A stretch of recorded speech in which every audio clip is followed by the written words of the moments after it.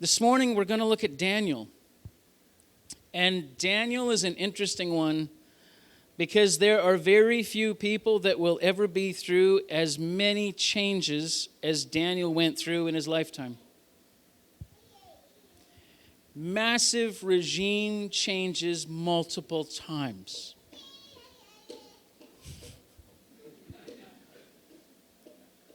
We forget at times, because we focus on all the good things that happened in Daniel's life. Daniel had a remarkable life. But let us not forget that he started in his hometown, in his nation, with his own king. And they were invaded, and they lost, and he was removed from everything that he knew and taken to another land.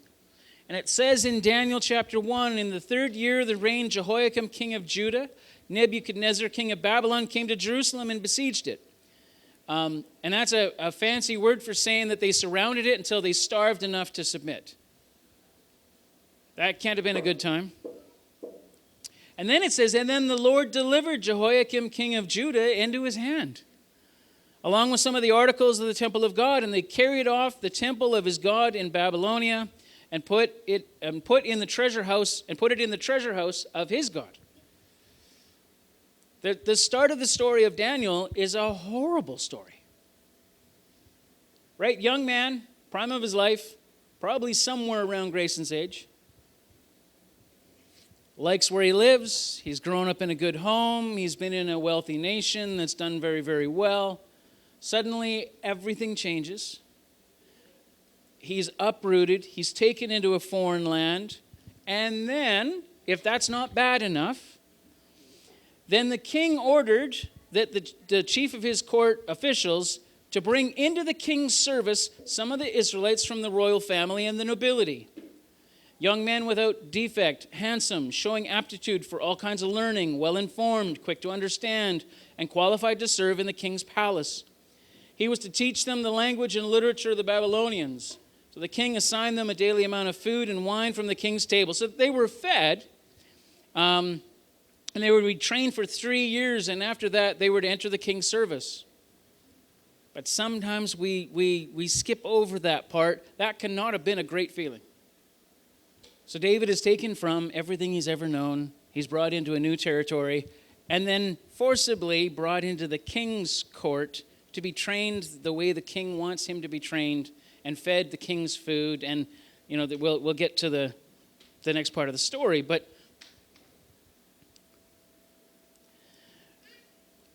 oftentimes we like to focus on the good parts of the story. And in a moment of transition, or in a season of transition, there might be times where it looks like things aren't going well. And you're still exactly where you're supposed to be. Daniel, when he was taken from his homeland into this new homeland, when he's brought into the king's court, there's a very real possibility, depending on where the captives were sent and where Daniel was placed, he may not have seen his family very much. Right? We don't talk about that. We don't know that his family survived that whole ordeal. There's no record that I've ever seen that says that that's what happened or didn't happen. And so we have a story here of a young man who is in and I'll say it this way, a traumatic season of transition. And yet, even here, God gives him young men to stand with. Continues in verse 11. Daniel said to the guard, the chief official, and he's over Daniel, Hananiah, Mishael, and Azariah, who are known as Shadrach, Meshach, and Abednego eventually. But it says, please test your servants for 10 days and compare our appearance to that of the young men who eat the royal food and treat your royal servants in accordance to what you see. So we agreed, and he tested them in 10 days. And it carries on. It says, and then the king talked with them, and he found none equal to Daniel, Hananiah, Mishael, and Azariah. So they entered the king's service.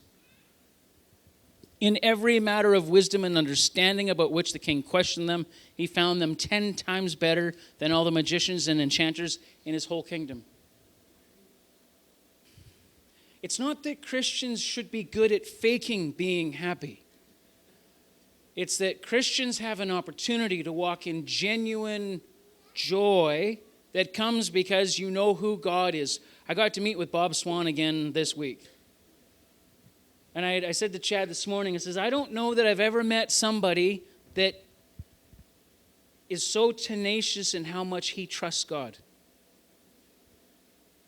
You could probably throw Bob into a pit full of snakes and he would trust that God there was a ladder or something that's going to, God would figure out, there'd be a crack in the wall that was big enough for you to get through, and he just has that perspective.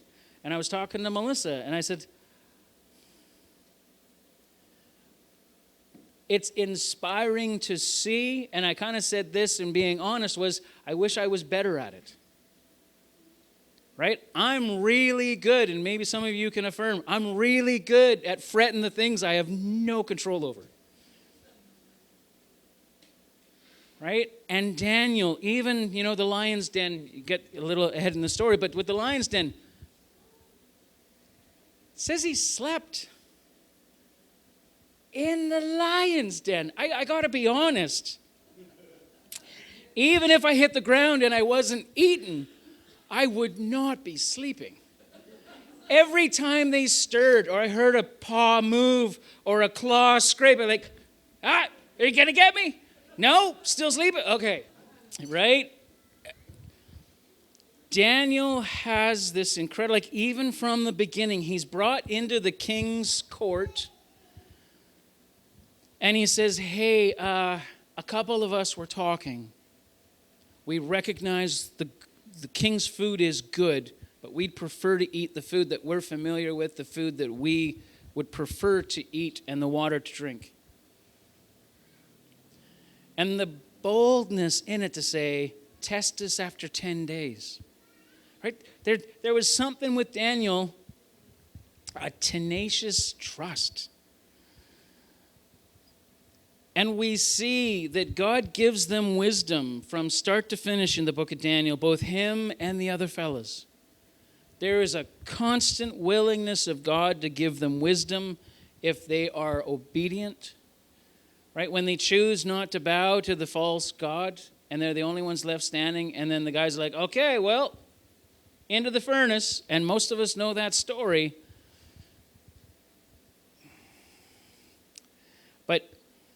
But their phrase as they're going up the ramp. Say, I want to trust God because I know I'm going to be fireproof. But with God, he has a way of working. Well, again, Romans causes all things to work together for good.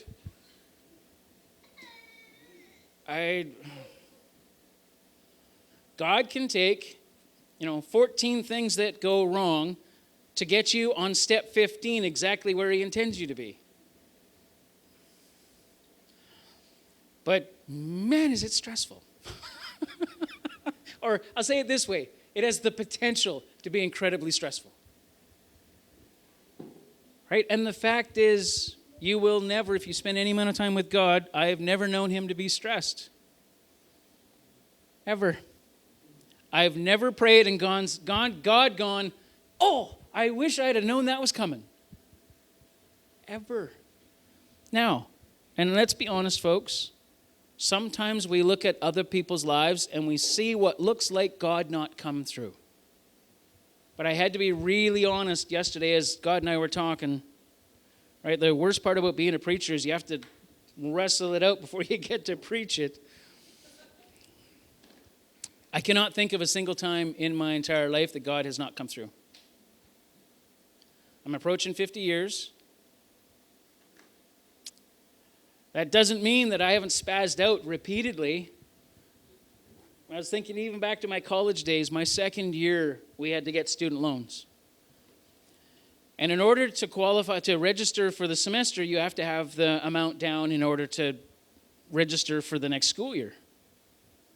And I didn't have it. I'd worked all summer, but all summer was just to pay the bills, and I needed the student loan. And the student loan, there was something with the federal government, and it was delayed.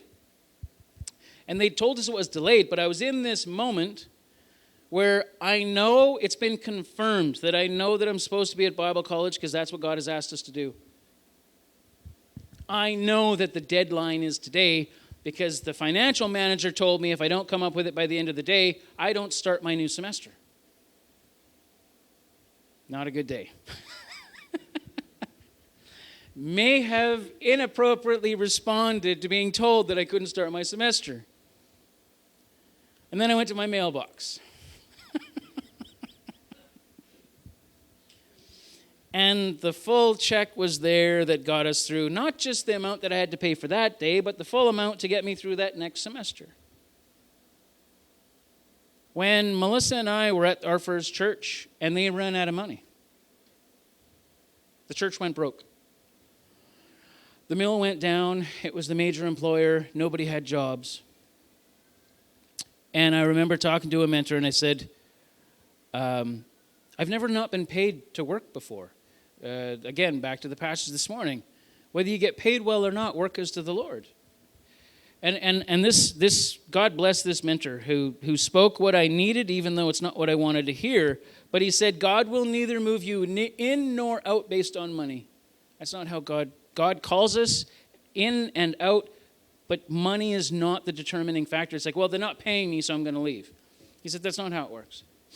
So I remember praying it was a group of men. We had because I was on the North Island, and it was a North Island cluster meeting of pastors, and we prayed, and they said, he says, are you feeling called out of Port Alice? And I was like, no. They said, well, then you're there until God says otherwise. So we went home, and I was like, Lord, Arabelle was on the way. So we're going from 2 kids to 3 kids. I have a job, but I have no paycheck. There was more money came in from other churches during that season. God stirred the hearts of other churches in that region, and they sent us more money in that season than I would have if I was making a full wage. So I've just been kind of reflecting on, it's really difficult for all of us to look at someone else's life and think that God somehow failed them because you don't know the particulars. But anyone that I know that will testify, they affirm the same thing that I will say, is that I've never seen God fail those that are walking with him. Daniel served 5 different kings in his lifetime. That's not like, notice in Canada, when a premier, prime minister, anybody, it's a lot of change, and that's within the same country. That's right. It's not like we've switched between being Canadian and American a couple of times over those 5 generations, or those 5. Daniel changed nations, kings. He went from Israel, Judah, to Babylon, and then Persia and those kings. Huge, huge change. 5 kings, or 6 kings including in Judah, 3 kingdoms in his lifetime. Daniel is a great story because we know the saving the boys from the fiery furnace. We know Daniel in the lion's den. We know that God did remarkable things, but God did remarkable things in challenging times. And so I wanted to leave us with this thought from Daniel. Daniel was incredibly faithful to God all along. That's the one thing. It's how they trapped him at the lion's den. Is they knew that he prayed to God, that even if they made an edict, and you talk about being happy in public, he didn't just lock himself in the prayer closet and go, I hope nobody sees me, there's a rule out. He opens the door, it says, was his practice. He opened the windows and prayed facing the same thing he did every day.